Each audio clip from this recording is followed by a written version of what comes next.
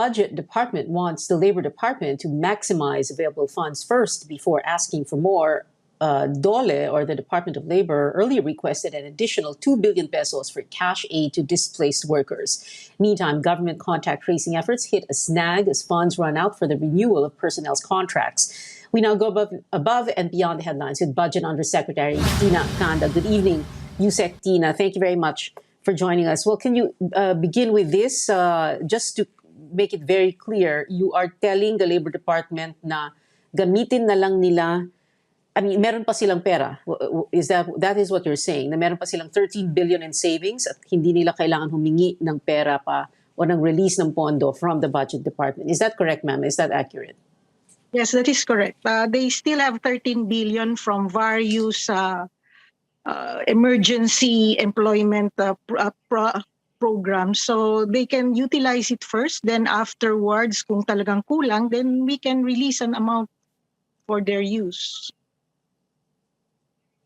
Kulang, but they said 400K for displaced workers. So 13 billion will obviously cover that amount, right?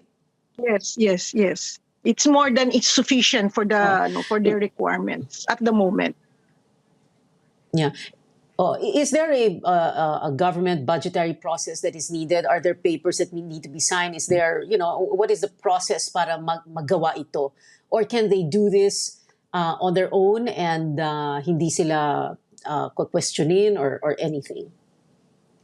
There will be no questions because it's built in under their budget. They have 3 programs actually which cater to displaced workers. One is the more popularly known as TUPAD, which is tulong pangkabuhayan, paghahanap buhay para sa ating displaced workers, that's TUPAD.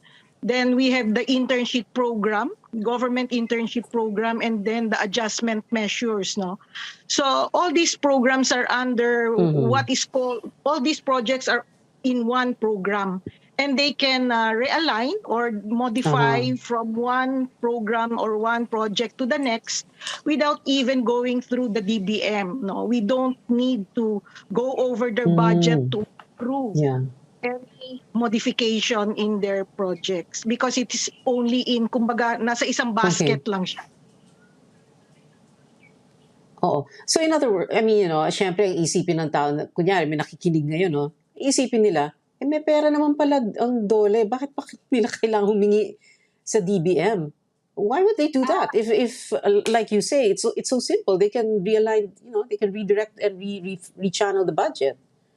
Yes. I'm not sure whether they earmarked it for other programs, for our displaced workers. I think they will be the one to answer that because they're the implementer of the programs. Ang DBM po kasi, taga-release lang po kami ng pondo.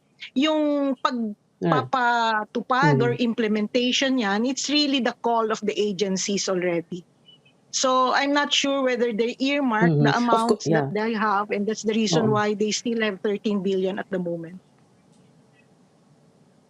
Okay. The other question, of course, is that, syempre, magugulat ng tao, 13 billion.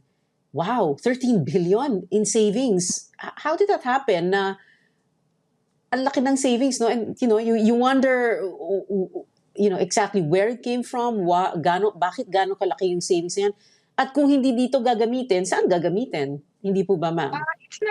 It's actually not savings. It's actually part of their implementation program. I'm not sure how they programmed the amount for this year, but I think for this year they have 18 billion for TUPAD, and so far they have 12 billion unobligated at the moment. So hindi pa naman siya alright. So hindi naman talaga pala savings, pero pwedeng gamitin nga sa and at least pwede nating sabihin na pwede nating gamitin dahil nga emergency situation. Alam nga naman hindi gamitin tapos they can maximize the use of it because it's available.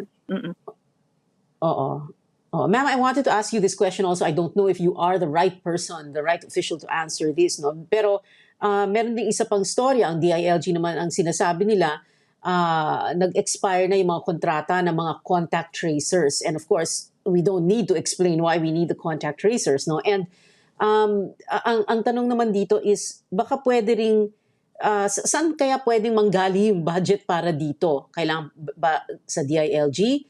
Pwede bang, since ang laki-laki naman pala ng pera ng DOLE, pwede bang ilipat doon para sa contact tracers? Because, you know, we have an emergency situation right now. More people are going to die if we don't have those contact tracers, no? Or is that an unfair suggestion or idea? Actually, theoretically, that can be done, but we need legislation to do it. That's precisely the reason why we had to go through a legal court suit or a legal case during the last administration regarding the disbursement acceleration program. So we don't want to do that. Now, as for the contact tracers of DILG, they are correct. They will be, they were terminated as of August 2 because they were funded mainly from the appropriations of the DILG. At that point, kasi we only provided 500 million for contact tracers, no? So that will cover only the requirements until August 2. Now, we are actually already submitted to the President for approval I think 1.6 billion to fund the extension of these contact tracers from that period, meaning August 3 until the end of the year. And this will cover 15,000 contact tracers. They're actually paid around 18,000 pesos per month, I think, plus 5% premium, which is the salary grade one, salary grade lower than the entry level for government employees. Okay, ma'am, you said you submitted this already to the Office of the President. When was this? We expect that when it do will we be, hear about this? Is this going to be resolved soon? Yeah, we expect that it will be released soon, or it will be approved soon. And once it is approved, we'll just prepare the release documents and it will be released to the DILG. I don't think they should worry that much because the President is aware that this is an emergency situation we are facing. Yeah, sana yung soon, like tomorrow, Friday morning. Sige, ma'am, Yusek Tina Canda of the DBM. Thank you so much, ma'am, for being very patient with our questions. Salamat po, ma'am.